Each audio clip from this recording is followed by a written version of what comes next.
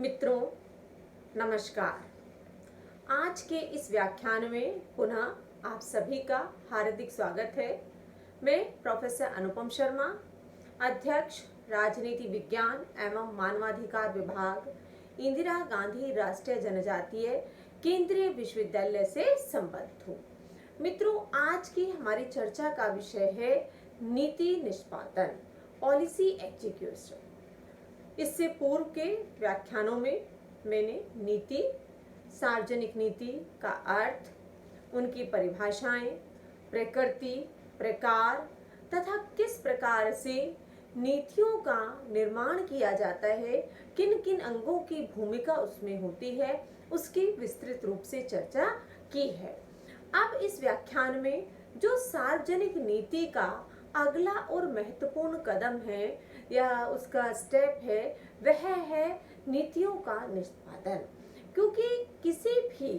नीति की या किसी भी कार्यक्रम की सफलता इस बात पर निर्भर करती है कि जो डिसीजन लिए गए हैं, जो नीतियों का निर्माण किया गया है, उन्हें लागू किस प्रकार से किया जाता है। तो नीति निष्पादन इस दृष्टिकोण से एक महत्वपूर्ण विषय है।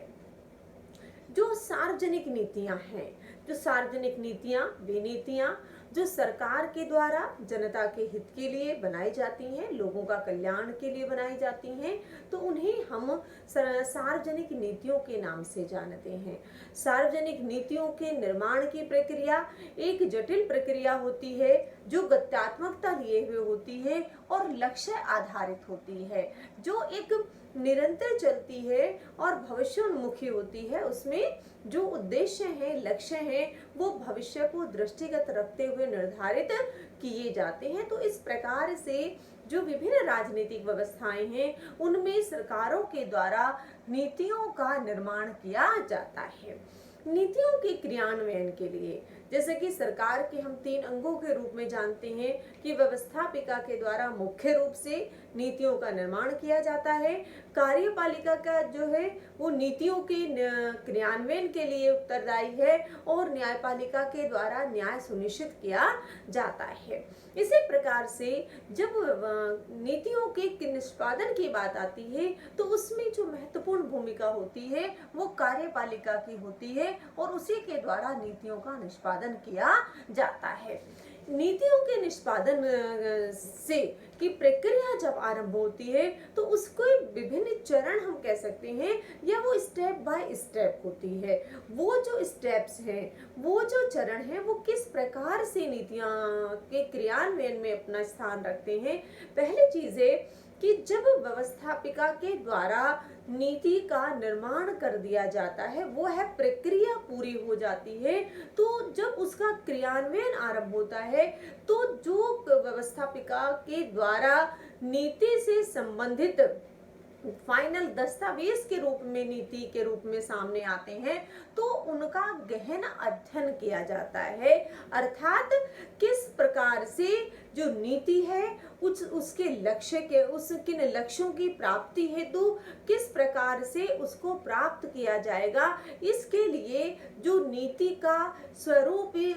तैयार होकर आता है, उसका विस्तृत रूप से उस क्षेत्र के विशेषज्ञों के द्वारा गहन रूप से अध्ययन किया जाता है, जिससे कि नीति की जो उसका तत्व है उसको बेहतर तरीके से समझा जा सके। इसी के साथ साथ जो नीतियों को फिर विभिन्न खंडों में विभाजित करने का कार्य किया जाता है, कि अर्थात नीतियों का क्रियान्वयन किस प्रकार से किया जाएगा, उसके लिए खंड बना लिए जाते हैं, स्तर बना लिए जाते हैं, जिससे कि क्रियान्वयन की जो प्रक्रिया है वो सरल हो जाती है, और वह जब खंडों में विभाजित होगी तो कार्य करने में सरलता रहेगी और जो निर्धारित लक्ष्य हैं, उन निर्धारित लक्ष्यों को प्राप्त करना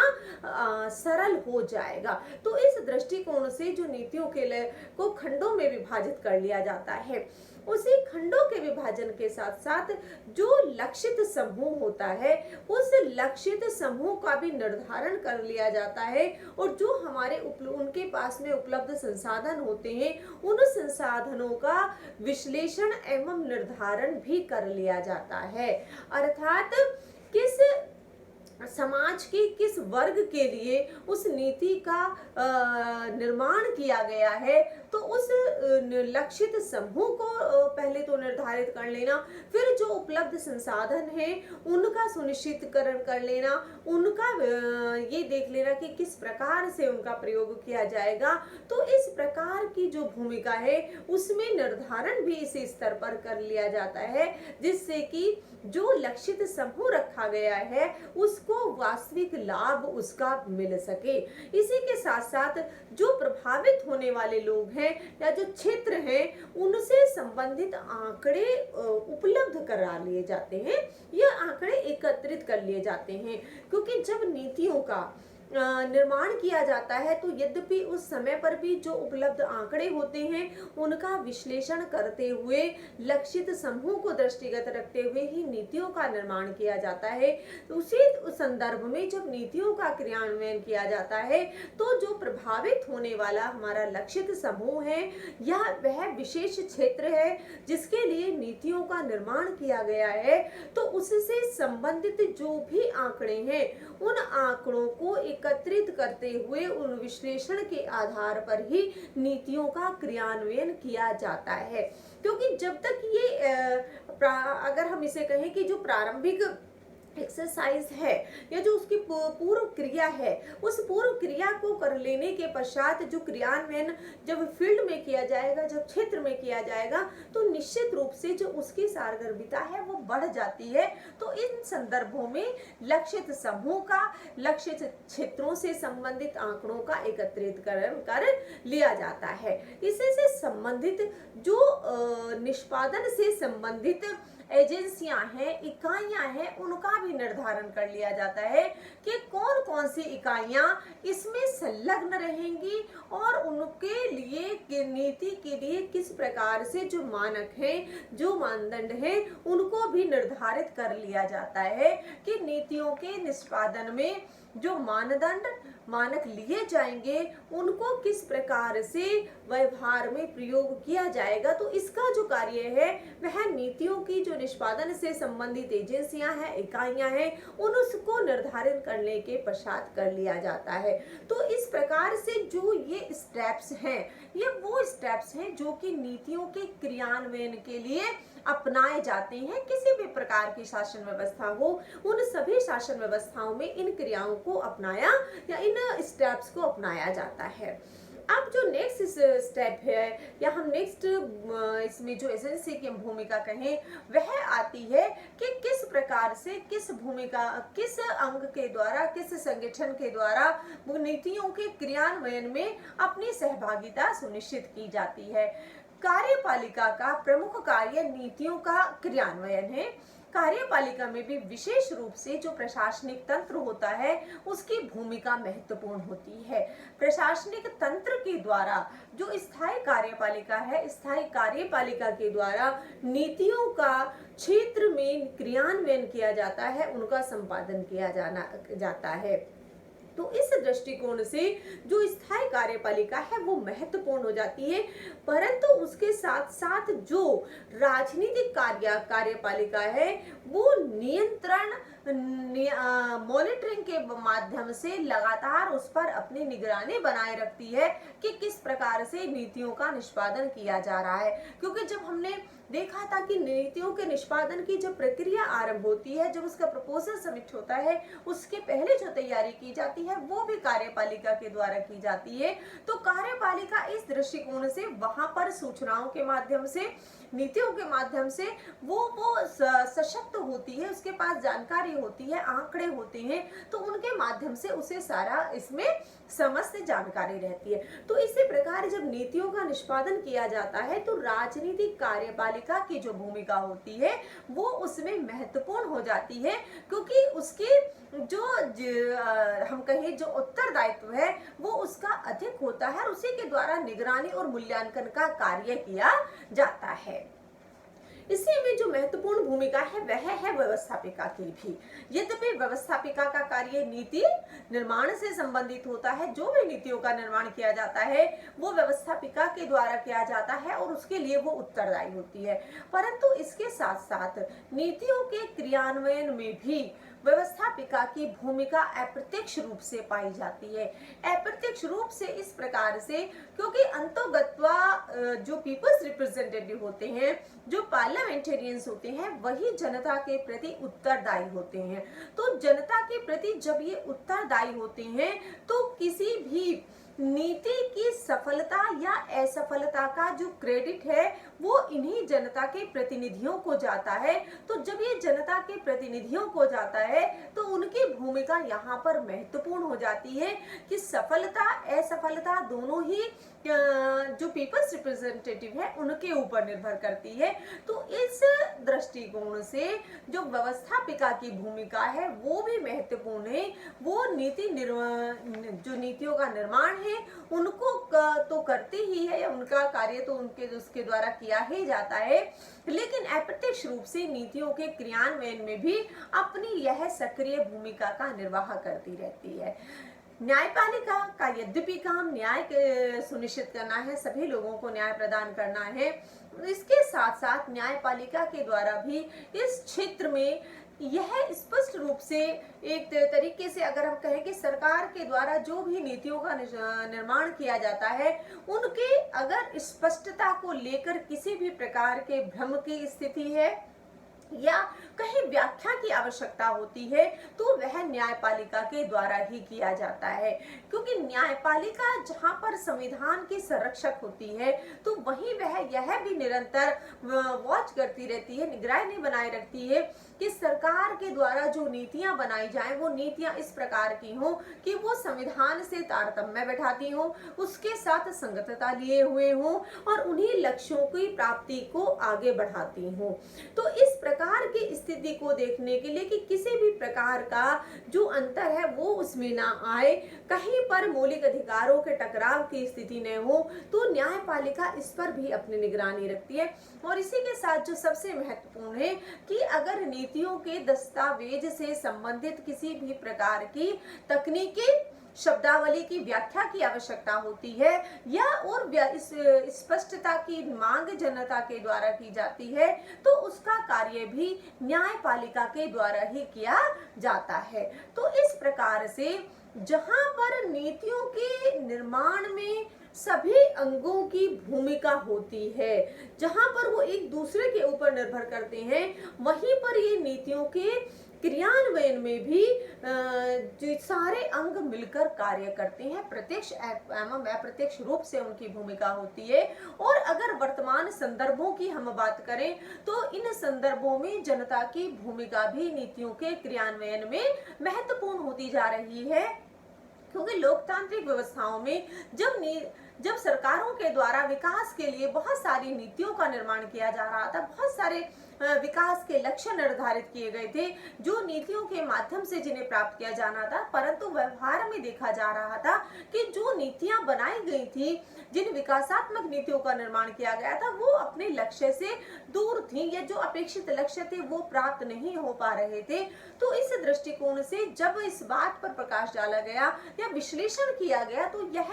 महसूस किया गया है, ये तथ्य सामने निकल कर आए कि सरकार के द्वारा जिन नीतियों का निर्माण किया गया था, जनता की स्वीकार्यता न होने पर या जनता का समर्थन न मिल पाने के कारण उन नीतियों का जो प्रभाव था या जो उनकी सफलता थी वह अपेक्षा से दूर थी। तो इसलिए नीतियों के क्रियान्वयन में वर्तमान व्यवस्थाओं की यदि हम बात करें तो अब उसमें अधिक से अधिक जनता की सहभागिता पर बल दिया जा रहा है कि किस प्रकार से जनता नीतियों के क्रियान्वयन में अपनी भूमिका का निर्वाह कर सकती है। विकेंद्रीकरण की व्यवस्था के साथ जहां पर स्थानीय स्तर से अगर हम कहें टॉप टू बॉटम का जो कॉन्सेप्ट है, बॉटम टू टॉप का है कि जहां पर प्रति एक स्तर पर लोगों की सहभागिता राजनीतिक संस्थाओं में पाई जाती है, तो वहीं पर अब इस बात पर भी बल दिया जा रहा है कि प्रशासनिक मशीनरी में जो कि नीतियों के क्रियान्वयन से संबंधित होती है या संपादित करती है उन कार्यों को, वहां पर भी जनता की सहभागिता सुनिश्चित होनी चाहिए, क्योंकि जब जनता की सहभागिता सुनिश्चित हो जाएगी तो निश्चित रूप से जिन नीतियों का क्रियान्वयन किया जा रहा है उनका सफलता का स्तर भी बढ़ जाएगा, वह और आगे बढ़ जाएगी, जनता की अपेक्षाओं को इच्छाओं को पूरा करेगी। तो इस प्रकार से अगर वर्तमान संदर्भों का विश्लेषण कर किया जाए तो अब जनता की भूमिका भी इसमें महत्वपूर्ण होती जा रही है, और जिन नीतियों को जनता का समर्थन प्राप्त होता है या जनता आगे आकर सरकार की नीतियों का समर्थन करती है, उसके लिए आवश्यक होता है कि जनता की सहभागिता को विभिन्न माध्यमों से सुनिश्चित करने का प्रयास किया जाए।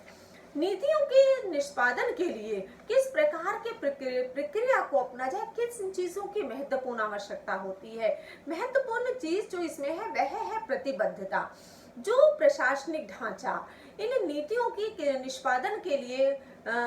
जिसकी भूमिका निर्धारित होती है या जो उत्तरदायी होता है, उसमें उन नीतियों को लेकर प्रतिबद्धता पाई जानी चाहिए कि वह दलगत राजनीति को दृष्टिगत ना रखते हुए या उसे अस्वीकार करते हुए जो उसका लक्ष्य है, नीतियों को, जिन नीतियों को जिस स्पिरिट के साथ उनका निर्माण किया गया है उसी निर्माण के दृष्टि के साथ उनको लागू किया जाना चाहिए। तो प्रशासन के द्वारा इस भूमिका का निर्वाह किया जाए, अपनी प्रतिबद्धता दिखाई जाए। प्रतिबद्धता की जब बात लोग प्रशासन में करते हैं तो प्रतिबद्धता नीतियों के, संविधान के आदर्शों के प्रति या राजनेताओं और राजनीतिक दलों के प्रति। तो जहां पर दूसरे प्रकार की प्रतिबद्धता को अस्वीकार किया जाता है, वहीं पहले प्रकार की जो प्रतिबद्धता है उसको बढ़ाने की बात की जा सकती है या उसको व्यवहारिक बनाने की बात की जाती है कि नीतियों के संवैधानिक आदर्शों के प्रति जो है वो लोग प्रशासकों में प्रतिबद्धता पाई जाए, जिससे कि नीतियों का बेहतर तरीके से उनको लागू किया जा सके। इसी के साथ साथ क्रियान्वयन के क्षेत्र में स्वायत्तता भी प्रदान होनी चाहिए, क्योंकि जो नीतियां बनाई जाती हैं वो जो केंद्रीय या राज्य स्तर पर जब नीतियों का निर्माण किया जाता है और उन्हें जब लागू किया जाता है, नीतियों का निष्पादन क्षेत्र में जाकर किया जाता है निचले स्तर पर, तो कभी कभी उनमें समय एवं परिस्थितियों के अनुसार उसको लचीला बनाने का जो प्रोविजन है, प्रावधान है, उसकी व्यवस्था होनी चाहिए, जिससे कि जो निष्पादन करने वाली इकाइयां हैं जब उनको ये स्वायत्तता प्रदान होगी तो उस स्वायत्तता का प्रयोग करते हुए वो नीतियों को बेहतर तरीके से लागू कर सकेंगे। और जब नीतियां बेहतर तरीके से लागू होंगी तो जो लक्ष्य निर्धारित किए गए हैं उन लक्ष्यों की प्राप्ति में भी आसानी हो जाएगी। तो इस प्रकार से वहां पर स्वायत्तता जो प्रशासनिक मशीनरी है उसको मिलनी चाहिए। नीतियों के क्रियान्वयन के लिए व्यावसायिक दक्षता की भी आवश्यकता है, क्योंकि नीतियां जब बनती हैं, जब और फिर उन्हें लागू किया जाता है तो उसमें भी उसी व्यावसायिक दक्षता की आवश्यकता है कि किस प्रकार से जो प्रशासनिक मशीनरी है वो अपने क्षेत्र में वो योग्य होती है, वो उसके लिए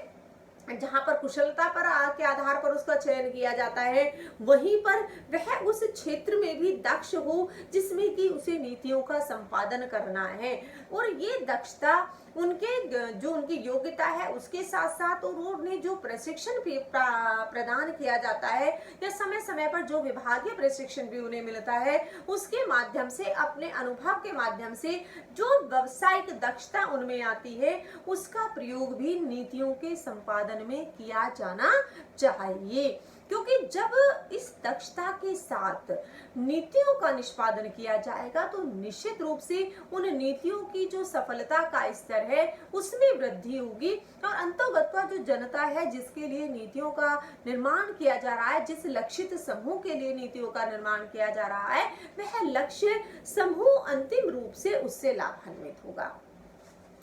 ये जो प्रक्रिया है नीतियों के संपादन की, ये सभी राजनीतिक व्यवस्थाओं में अपनाई जाती है और सभी राजनीतिक जो व्यवस्थाएं हैं उनके द्वारा यह भी प्रयास किया जाता है कि नीतियों का संपादन इस प्रकार से किया जाए जिससे कि बेहतर से बेहतर परिणाम निकलकर सामने आ सके। क्योंकि प्रत्येक सरकार की सफलता का जो उद्देश्य है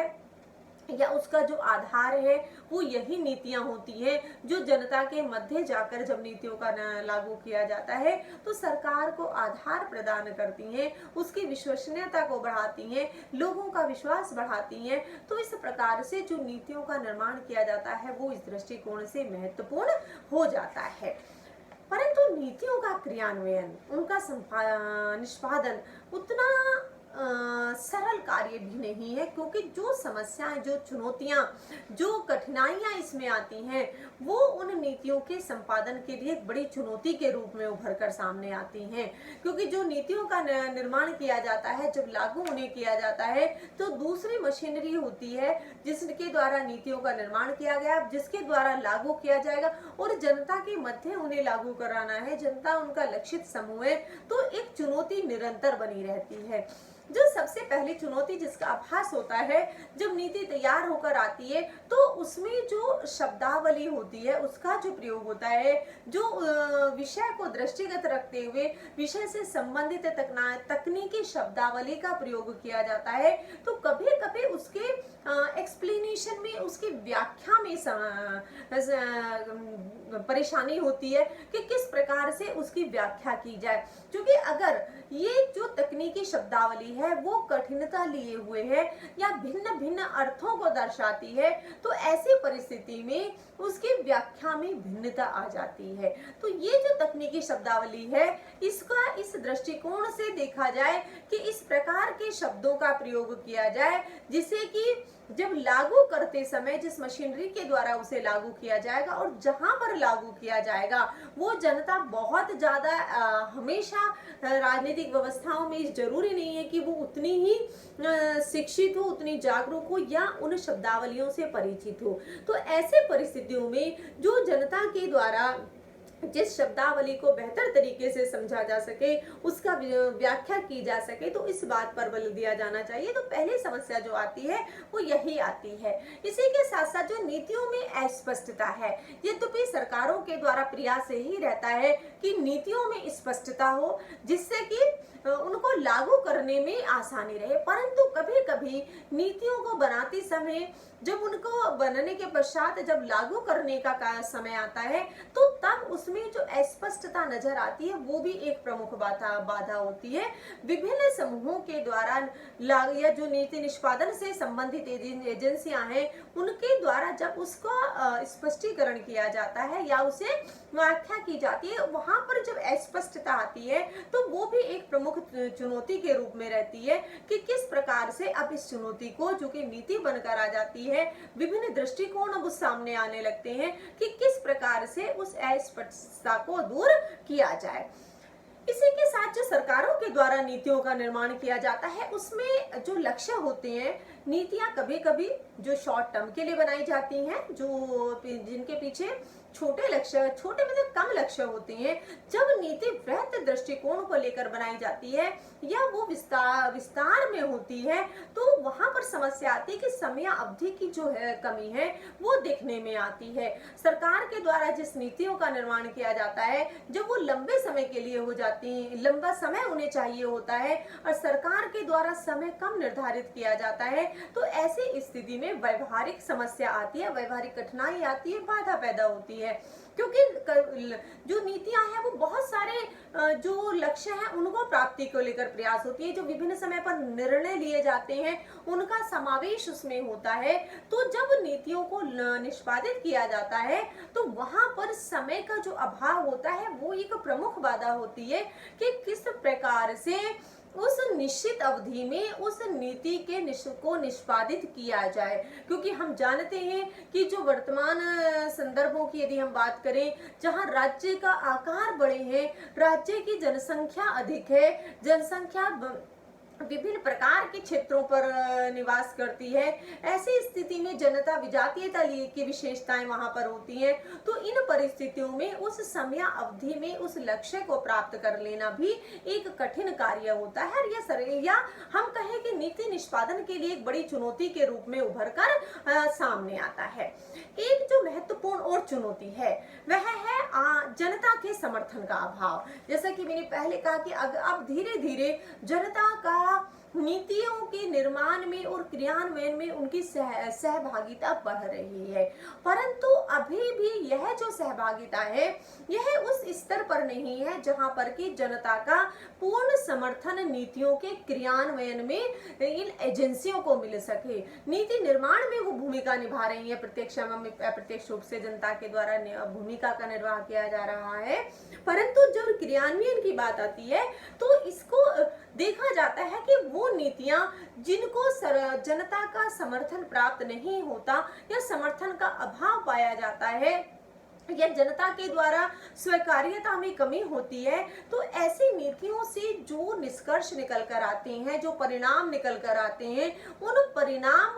अपेक्षाओं से दूर होते हैं, क्योंकि जनता का जुड़ाव नहीं है उन नीतियों से। जनता केवल उन नीतियों को इस माध्यम से या प्रकार से लेते हैं कि सरकार के द्वारा नीतियों को निर्माण किया गया है, प्रशासकों के द्वारा उनको लागू किया जाएगा और लागू करने के बाद जो उनको लाभ मिलेगा वो मिल जाएगा। उनका जो जुड़ाव है कि नहीं, ये नीति हमारे लिए बनी है, हमारी सहभागिता भी होनी चाहिए, और अगर समाज का वो कुछ व्यक्ति इस तरीके के हैं जो एक्टिव हैं, जागरूक हैं, नीति निष्पादन में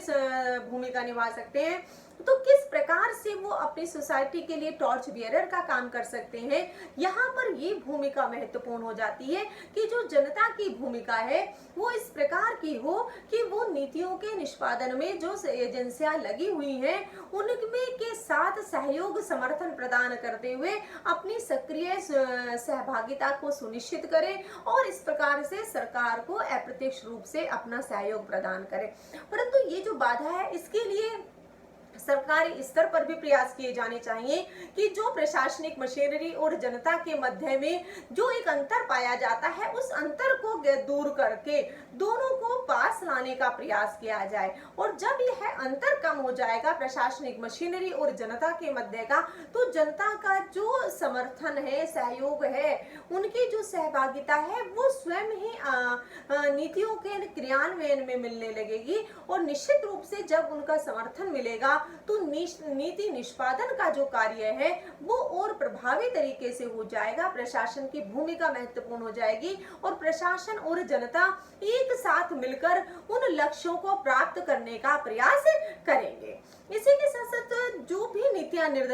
का निष्पादन किया जाता है वहां पर आवश्यकता होती है वित्तीय संसाधनों की, लेकिन देखा जाता है कि कभी कभी नीतियों का जो ढांचा होता है वो बड़ा इस प्रकार का होता है कि जहां पर बहुत सारे वित्तीय संसाधनों की आवश्यकता होती है, परंतु व्यवहार में जो समस्या आती है कि धन का समय से उपलब्ध ना हो पाना। अगर नीति अधिक समय के लिए है तो उस समय तक है उस आर्थिक सहायता का ना मिल पाना, या नीति का उस लक्ष्य समय सीमा में पूरा नहीं है, उसे आगे बढ़ाया गया है तो उसके लिए धन की व्यवस्था होना, ये इस प्रकार के कार्य हैं जो निश्चित रूप से नीतियों के निष्पादन में बाधा उत्पन्न करते हैं। और विशेषकर जो विकासशील देश हैं जहां पर आर्थिक संसाधन सीमित होते हैं और विकास के लक्ष्य अधिक होते हैं, यह नीतियों का विकासात्मक नीतियों का निर्माण अधिक किया जाता है, तो उन संदर्भों में, उन परिप्रेक्ष्य में यह और भी महत्वपूर्ण हो जाता है कि संसाधनों का किस प्रकार से बेहतर उपयोग करते हुए उन्हें मितव्ययता के साथ प्रयोग करके नीतियों के लक्ष्यों को प्राप्त किया जाए। इन्हीं नीतियों को निष्पादन के लिए आवश्यकता होती है प्रशिक्षित स्टाफ की। जो प्रशासनिक मशीनरी है वह भी उसमें दक्ष होनी चाहिए, क्योंकि वर्तमान में अगर हम देखें तो विभिन्न सरकारों के द्वारा इस प्रकार की नीतियों का निर्माण किया जा रहा है जिनको लागू करने के लिए, जिनको निर्माण करने के लिए भी तकनीकी सहायता या तकनीक के माध्यम की आवश्यकता होती है। तो नीतियों के निर्माण में जब तकनीक की सहायता ली जाती है तो क्रियान्वयन के लिए भी इसी प्रकार की आवश्यकता होती है। तो उसके लिए जरूरी होता है कि जो स्टाफ है वह प्रशिक्षित हो, क्योंकि जब स्टाफ प्रशिक्षित होगा तभी वह नीतियों को बेहतर तरीके से लागू कर सकेगा। वर्तमान में जहां पर सरकार के द्वारा जो गुड्स हैं, सर्विसेज हैं, उनके वितरण के लिए जिस प्रकार की डिलीवरी को प्रभावी बनाया जा रहा है, इलेक्ट्रॉनिक माध्यमों का प्रयोग किया जा रहा है, मोबाइल ऐप के माध्यम से है, मेल के माध्यम से सूचनाएं भेजकर है, या जो और इसी तरीके की तकनीकी सुविधाएं उपलब्ध हैं उनके माध्यम से जनता को सुविधाएं पहुंचाई जा रही हैं। तो इसके लिए जो मशीनरी है उस मशीनरी का भी यहाँ पर प्रशिक्षित होना बहुत आवश्यक हो जाता है, क्योंकि अल्टीमेटली उन नीतियों को समझना, जो नीति बनकर आई है उसको समझना, उसकी व्याख्या करना और किन किन तकनीकों के माध्यम से उसे जनता तक पहुंचाया जाएगा, क्योंकि अंततः जो लाभार्थी है वो जनता है और उन नीतियों को जनता तक पहुंचाना है उस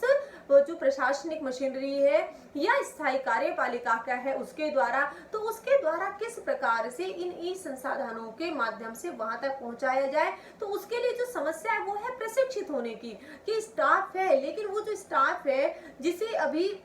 पूर्व प्रशिक्षण मिला था, लेकिन सेवाकालीन प्रशिक्षण जिन वर्तमान दृष्टि संदर्भों में जो परिवर्तित दृष्टिकोण है वहां पर आवश्यकता है, तकनीक से संबंधित प्रशिक्षण की आवश्यकता है, उसका अभाव पाया जाता है। तो वहां पर भी एक बड़ी चुनौती के रूप में हमारे समक्ष हमें देखने को मिलता है। इसी के साथ साथ जो राजनीतिक दबाव है वह भी एक महत्वपूर्ण कारक है, कि जो नीतियां बनती हैं वो नीतियां जब सरकारों के द्वारा बनाई जाती हैं, व्यवस्थापिका के द्वारा उन्हें पास किया जाता है, तो वहां पर यह महत्वपूर्ण हो जाता है कि उनका जो क्रियान्वयन है वो भी प्रभावी तरीके से हो। लेकिन ये जो राजनीतिक दबाव है जहां पर कि कभी-कभी व्यक्ति इतना महत्वपूर्ण हो जाता है संस्थाओं में, दलों में, कि व्यक्तियों के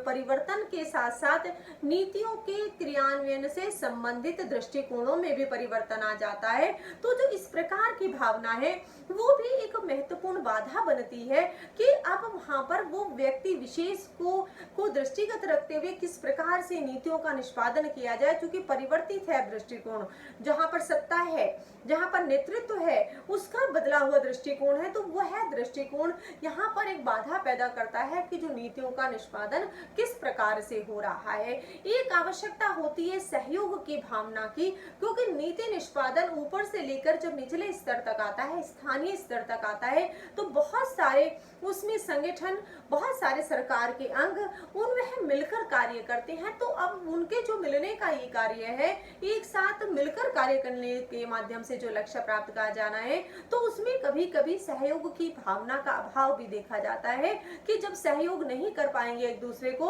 ऊपर से नीचे के बीच में तालमेल नहीं होगा, समानांतर प्रशासनिक मशीनरी के मध्य तालमेल नहीं होगा, जिला स्तर पर तालमेल नहीं होगा, तो उसका अभाव निश्चित रूप से नीति निष्पादन के ऊपर पड़ेगा। तो इसके लिए जरूरी है कि इस प्रकार की प्रक्रिया को अपनाया जाए कि नीतियों के निष्पादन हेतु सहयोग की भावना को बढ़ाते हुए लक्ष्यों की प्राप्ति के लिए सामूहिक रूप से प्रयास किए जाएं, तभी उन लक्ष्यों को प्राप्त किया जा सकता है। तो इस प्रकार से जो नीति निष्पादन है वह सार्वजनिक नीति का एक महत्वपूर्ण भाग होता है, क्योंकि उसी के ऊपर उस नीति जो का निर्माण हुआ है उसकी सफलता निर्भर करती है। यह सरकार के आधार होता है कि नीति का निष्पादन किस प्रकार से हुआ है और उसकी सफलता कितनी है। तो इसलिए नीति के निष्पादन के लिए जहां पर जो विभिन्न चरणों की आवश्यकता है, उन्हें फॉलो करने की आवश्यकता है, उन पर बल दिया जाए, उन्हें स्टेप बाय स्टेप करके फॉलो किया जाए, और उसके पश्चात जो प्रतिबद्धता है और स्वायत्तता है उसको भी ध्यान में रखते हुए, क्योंकि जब वहां पर प्रतिबद्धता होगी, स्वायत्तता होगी, व्यावसायिक दक्षता होगी, जब ये सारी चीजें होंगी तो निश्चित रूप से नीति निष्पादन बेहतर तरीके से हो पाएगा, और जो लक्ष्य निर्धारित किया गया है सरकार के द्वारा, सत्तारूढ़ दल के द्वारा, लोगों के द्वारा या सारी संस्थाओं के द्वारा मिलकर वो प्राप्त हो सकेगा। निश्चित रूप से जब नीति निष्पादन किया जाता है तो जो व्यवहारिक समस्याएं आती हैं, उन व्यवहारिक समस्याओं को किस प्रकार से पार करना है, किस प्रकार से उन चुनौतियों का समाधान करना है और अपने लक्ष्यों को प्राप्त करना है, तो उन चुनौतियों को दृष्टिगत रखते हुए उनसे पार करने के लिए किस प्रकार की स्ट्रेटेजी को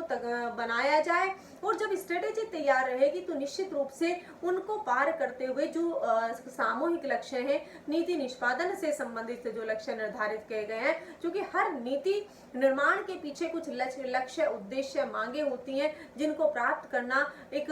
उद्देश्य रहता है सरकारों का। तो जब निष्पादन उसी दिशा में आगे बढ़ेगा, उसी प्रक्रिया के तहत आगे बढ़ेगा, उन चुनौतियों को पार करते हुए आगे बढ़ेगा, तो निश्चित रूप से उन लक्ष्यों को प्राप्त किया जा सकेगा। इसी के साथ आप सभी का बहुत बहुत धन्यवाद।